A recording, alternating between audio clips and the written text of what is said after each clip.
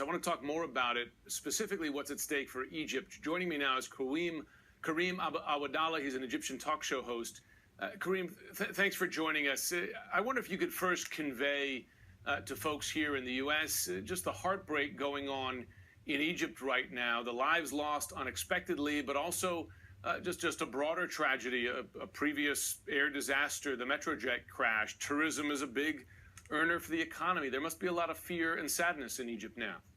Well, that's definitely the case. I mean, the Egyptian economy has suffered immensely after what happened, especially after what happened in the Russian aeroplane, especially that it was coming out of an Egyptian airport.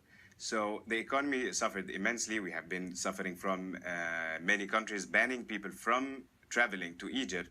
And then recently, this ban has started to be lifted one by one, and people were hoping that the economy will get back in place, especially that tourism is one of the biggest foreign currency importers to Egypt. It's really one of the biggest. It's the second after Canal Suez, which is the Canal de Suez. So people were counting on it immensely, and then after this, I think there would be another big pause, if not a very long one. No, big cost to this. Kareem, I wonder, I think a lot of folks were surprised at how quickly Egyptian officials mentioned the word terrorism, really within hours after the loss of the plane. Why do you think there was such an early comment on the possibility of terrorism in this crash? Well, number one, this wasn't a statement. The spokesperson was saying, he was asked about that, and then he commented that most probably with the current givens, this sounds more that it is a terrorist attack than it is a technical problem. Although, on the other hand, this situation is not as hard as it is. The past incident was the Russian aeroplane. It took them 4 months for them to admit or to claim it's terrorism, because at that time it was coming out of an Egyptian airport.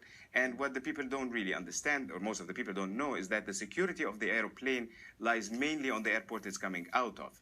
So when it's a terrorist attack, it's mainly pointing the fingers to Charles de Gaulle in Paris, more than it is for EgyptAir or for Egypt. So you're saying that Egyptian officials were more comfortable saying terrorism because the French would be to blame rather than themselves? I wouldn't say that I wouldn't position it this way, but I would say the whole scenario, if it's a terrorist attack, again, he didn't say it as a statement. He was answering a question posed to him.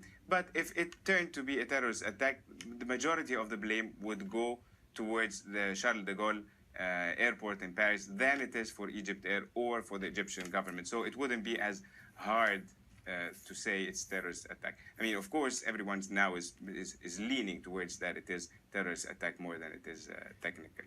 Do you have a sense of who the people on the street, average Egyptians you speak to, hold responsible for this crash?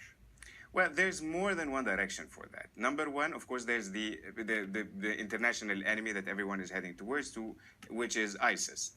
And the number two, you can never not relate this situation with the direct enemy people are having, or the current government is now having problems with, and the people of Egypt are having also problems, which is the Muslim Brotherhood. Remember that a couple of years ago, the Muslim Brotherhood wrote on one of the Egypt airplanes, and some people, by the way, claim it's the one that was taken down. I couldn't confirm that they wrote that a plane would be taken down. So they already threatened to do that. And in another hand, Egypt has been, in the last couple of days, has been showered in fires everywhere, to an extent that the Ministry of Interior at some point was lit on fire, and also the fingers were pointing towards the Muslim Brotherhood. So you have the Muslim Brotherhood. Number one, of course, is ISIS, because this is the place where it's internationally everyone would be thinking of. Two is the Muslim Brotherhood. Also, there's people are thinking about that. And the third possibility, which is whether it is a technical problem, or someone else just came out of the blue, a new organization maybe decided to emerge and play a terrorist attack in Egypt. Some people also are saying that it might be a foreign country doing that, but this is like very minorities, very slight percent, and I don't think that it's getting any momentum. I'm familiar with those conspiracy theories you'll often hear. Exactly. Kareem Awadalla, Egyptian talk show host, thanks for giving us the view from the ground. My pleasure, anytime. Any moment.